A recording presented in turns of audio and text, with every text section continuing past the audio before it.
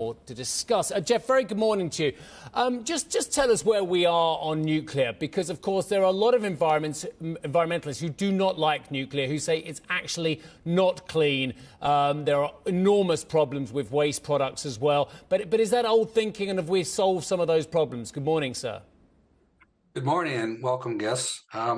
Certainly, nuclear is one of the mixes in the whole energy mix, and of course, you know, there's other things like a post-combustion CO2 capture that uses normal fossil fuels, and there's wind and solar. So it's really about a mix of energy to solve the energy problems, and nuclear is a big one. Now, you mentioned earlier that you know, it is a problem with disposal of waste, and I'm certainly that's something that's difficult to get beyond.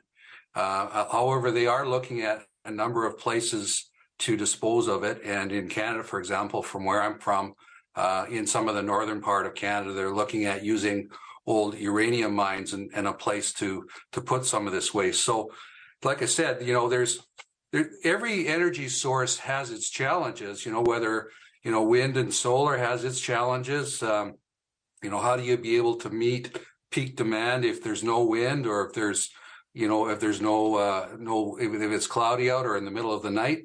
So, you know, every energy source has its challenges and have to be addressed with accordingly. Yeah, and Jeff, I've followed parts of this industry for a long time now, and I've looked at the acronyms left, right and centre, from your EPRs to your SMRs and what have you, and cost of your EPRs has been a real problem. I know, for instance, Flamanville, the extraordinary cost there, getting that project up and running. But is there a future, actually, that it'd be brighter for nuclear in terms of smaller modular reactors, as I mentioned, SMRs? I think so. You know, there's groups in United States, for example, has been looking at the smaller nuclear reactors. And here in Canada, for example, where our company's from is a province called Saskatchewan.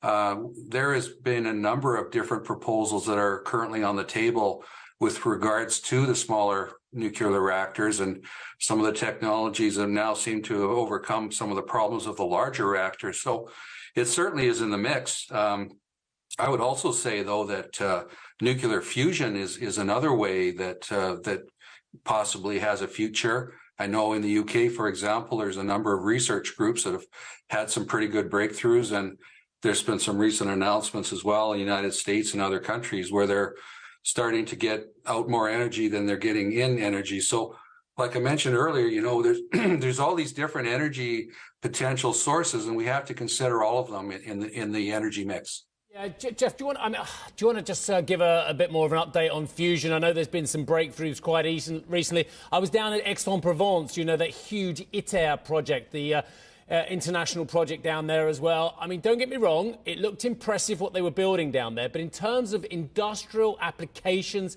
for fusion, we're still, and to use the phrase, light years away from being able to take energy from a synthetic star, aren't we? Yeah, I would have to agree. I'm certainly not an expert in that whole area, but from what I understand, you know, it is many years away. I know there were some recent announcements of some breakthroughs, but, you know, there's a long way from taking it from the research area and moving it into commercial production.